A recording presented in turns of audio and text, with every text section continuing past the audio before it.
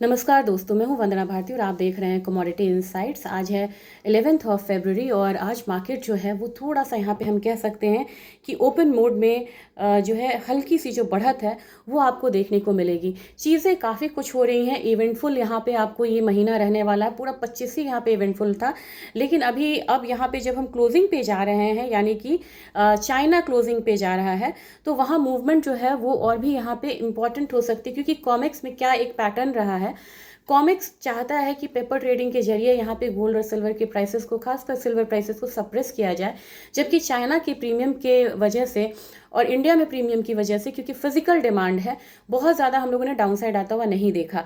अब जब यहाँ पे चाइना कुछ दिनों के लिए नहीं है, तो एक जो इमीडिएट रिएक्शन आ सकता है कि हल्का दबाव जो है वो देखने को मिल सकता है सिल्वर पे, हल्का दबाव, ज़्यादा नहीं। ये एक सिनेरियो बन सकता है जो कि यहाँ पे एक्सपेक्टेड है, या कह सकते हैं कि एक आपको नीजक रिएक्शन मिलेगा, लेकिन फिर से बाइंग जो है रिटर्न आएगी। आप कहेंगे कि मैंने इतनी बाइंग क्यों बोली और मैंने ऐसा क्यों बोला कि हर समय की सिल्वर में बाइंग आ सकती है। कभी भी आपको डेटा को लेके चलना होगा कि डेटा जो है वो यहाँ पे क्या कह रहा है।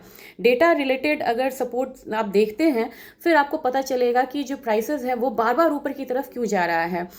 अगर आप डिलीवरी की बात करिएगा, तो 6 दिनों में, फरवरी महीने में जितनी डिलीवरी हुई है 2025 में, पूरे फरवरी में सिल्वर की इतनी डिलीवरी हुई थी, और बाकी बहुत सारी डिलीवरीज जो हैं वो इनलाइन यहाँ पे लगी हुई हैं। और इसकी वजह से क्या हो रहा है कि जो वारंट्स है, वारंट्स का मतलब है कि इतना माल जो है वो तैयार है बाहर निकलने के लिए, वेयर हाउसेस के वारंट्स होते हैं, उसमें जो है मिड 2025 से 500% का इजाफा हुआ। यानी कि आपको सिल्वर गिरा तो कोई पैनिक नहीं हुआ कि अब ये गिरती हुई कमोडिटी है, क्रैश आ गया, इसकी कहानी खत्म हुई, तो अब यहाँ पे हम इसे फिजिकल डिलीवरी नहीं लेंगे, ना तो हम यहाँ पे ETF खरीदेंगे। इसकी वजह से क्या हुआ है कि 500% यहाँ पे चाइना में वारंट बढ़ा है, और वारंट बढ़ा है तो यहाँ पे लोग फिजिकल की तैयारी कर रहे हैं। और मैंने बार बार कहा है कि फरवरी एंड आते आते जो फिजिकल डिलीवरी का जो प्रेशर है वो बहुत ज़्यादा बढ़ता हुआ नज़र आएगा। और दूसरी बात यह है कि ETF की जो बाइंग है वो बहुत ज़्यादा हुई। अगर आप यहाँ पे देखेंगे मंथ ऑन मंथ बेसिस पे, क्योंकि जनवरी का यहाँ पे डेटा इनफैक्ट यहाँ पे आ गया है, मैं डेटा ही आपसे शेयर करना चाह रही थी। मैंने डेटा में देखा है जनवरी में पहली बार ऐसा हुआ है कि इक्विटी म्यूचुअल फंड का जो इन्फ्लोज है वो गोल्ड ETF से कम होता हुआ नज़र आया है। यानी कि आपको पहली बार यहाँ पे गोल्ड ETF का इन्फ्लोज जो है इक्विटी म्यूचुअल फंड के इन्फ्लोज को सरपास करता हुआ नज़र आया। यानी कि टोटल इक्विटी म्यूचुअल फंड में जितना इन्फ्लोज हुआ उससे ज़्यादा गोल्ड में बढ़ के आया। तो आप देख रहे हैं कि किस तरीके से जो इक्विटी इन्वेस्टर्स थे उनका भी ध्यान यहाँ पे जा रहा है, क्योंकि चीज़ें यहाँ पे हेल्दी नहीं है। अब मैं आती हूँ कि चीज़ें यहाँ पे हेल्दी क्यों नहीं है, फिर हम यहाँ पे बात करेंगे लेवल्स की।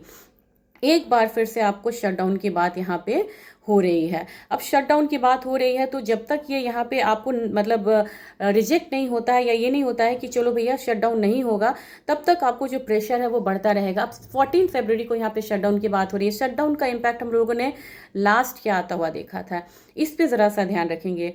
GDP क्या था कि वो थोड़ा सा उसमें गिरावट होती है, ट्रिलियंस ऑफ पैसा हमारा जाता है स्टॉक मार्केट से।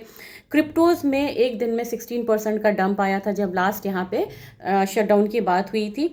अच्छा, इसके बाद क्या होता है, अब इसके बाद का इम्पैक्ट क्या आएगा, जो पे चेक्स हैं वो डिलेड होते हैं, यहाँ पे गवर्नमेंट का कॉन्ट्रैक्ट्स फ्रीज हो जाता है US में, और इकोनॉमिक डेटा आपको नहीं मिलेगा, तो आपको इंडिकेशंस नहीं पता चलेगा। क्योंकि हम कमोडिटी में ट्रेड करते हैं, इकोनॉमिक डेटा का बहुत इंपॉर्टेंस होता है, वो आने आपको बंद हो जाएंगे, तो आप ब्लाइंडली यहाँ पे ट्रेड करेंगे। और कैसी परिस्थिति में, जबकि आपको चाइना बंद रहेगा और US में शटडाउन रहेगा, तो डबल डेटा आपको यहाँ पे नहीं मिल रहा है, तो वो समय थोड़ा सा आपको रिस्की होगा। इसके बाद क्या होता है, रिएक्शन अगर शटडाउन होता है, क्योंकि 14 को होगा, मैं अगर नहीं भी अवेलेबल हूँ तो आपको इम्पैक्ट पता होना चाहिए। सब पहला फॉल आता है बॉन्ड्स में, पहला फॉल बॉन्ड्स में आता है। इसके बाद क्या होता है, स्टॉक में फॉल आता है। तीसरा फॉल आपको कहाँ आएगा, तीसरा फॉल आएगा क्रिप्टोज में, और फिर आएगा आपको कमोडिटीज़ में फॉल। भले ही यहाँ पे सेफ हेवन बाइंग आपको आती हुई दिखाई दे दे गोल्ड में, इनफैक्ट सिल्वर में भी आ जाएगी, लेकिन बाकी कमोडिटीज़ में, चाहे वो बेस मेटल्स हो या क्रूड हो या नेचुरल गैस हो, वहाँ पे आपको एक फॉल आता हुआ दिख सकता है। तो संभल के रहिएगा।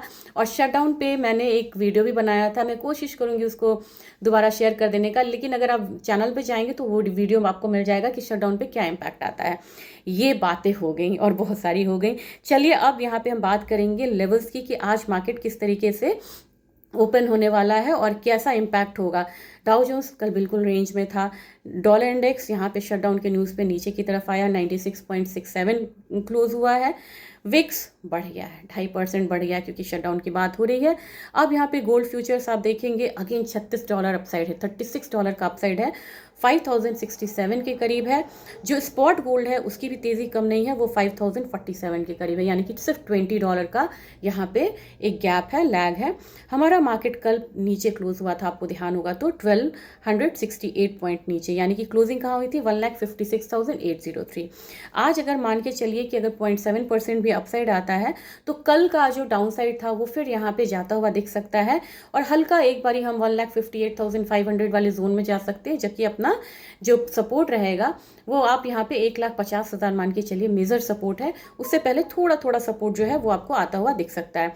सिल्वर में कल एक मूवमेंट आई जो कि थोड़ा सा यहाँ पे दिक्कत था मूवमेंट में, और वो दिक्कत क्यों थी यहाँ पे मैं आपको बताती हूँ।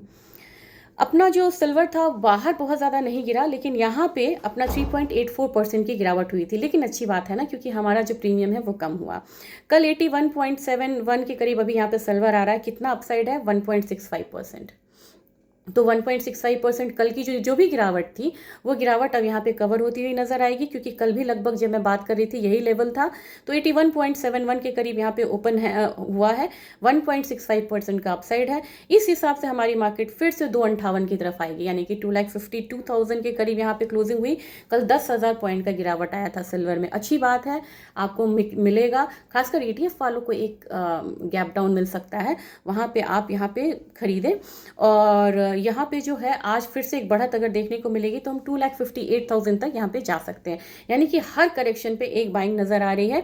ऑयल में बढ़त है, 64.53 के करीब ऑयल है आपको, तो 5870 हायर साइड, लोअर साइड 5700 का एक लेवल हो सकता है, लेकिन अपसाइड आज यहाँ पे बाय ऊपर का होना चाहिए।